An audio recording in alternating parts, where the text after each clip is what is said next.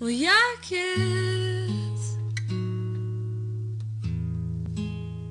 Love you more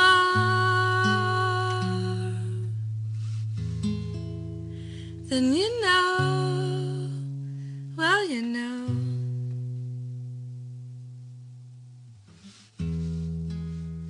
Will you treat them any old way? And they love you just the same.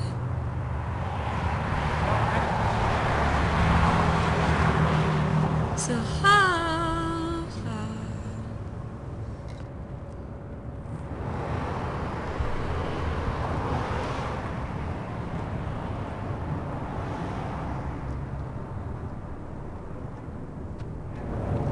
I used to live here.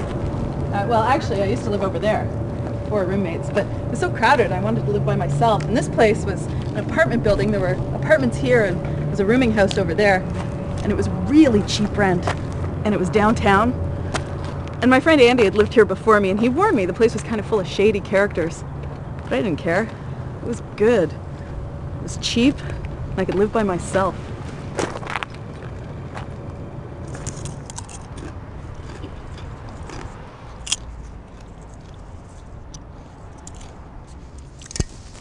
So one night, not long after I moved in, my friend Andy came over and we were going to watch a movie. It was the end of the summer, it was a warm night, so we had the back door open.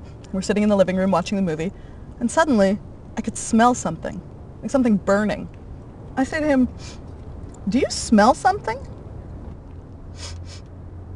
"Yeah, it's like burning." So there's definitely something burning. I mean, it's an appalling odor, and we think we better check it out. So we got the back door, which is in the same room we're in, out onto the deck. And I get out and I lean over the railing and there's this thick plume of orange-black smoke shooting up out of the parking lot. And I say to Andy, "I think there's a car on fire or something down there." And then we hear this voice from down in the parking lot. It's Diane, this kind of rabbity woman who had earlier tried to sell me a pair of men's jeans really insistently out of a Kmart bag at my back door. And she says, "Oh no, it's nothing to worry about. I'm just barbecuing some wires." And Andy and I look at each other, wires on the barbecue. But of course, and we go back inside to watch the movie.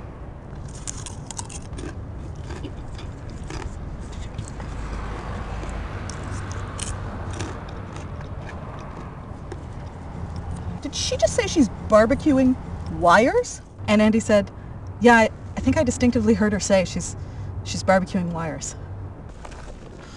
So we go back out onto the balcony. Smoke still coursing up from the parking lot. And I lean over the railing. "Did you say you're barbecuing wires?" "Yeah, I've just got them on the barbecue just to get the copper out of them." And Andy says, "Well, they sure stink." And she says, "Oh, don't worry about that. I'm just burning the paper off them." The paper? Burning off? Turns out Diane's deal was like a lot of people who lived there. She had a shopping cart and she'd go out with that every night and fill it up with TVs and VCRs, whatever she could find that was at the curb for garbage day. And then she'd bring it on back to Cogswell, into the parking lot at the back, smash everything open with a hammer. Just about everybody had a hammer at Cogswell. And she'd get the wires out, burn the paper off, and then she'd sell the copper inside. And this was basically how she made her meager living. That and I guess selling men's jeans door to door.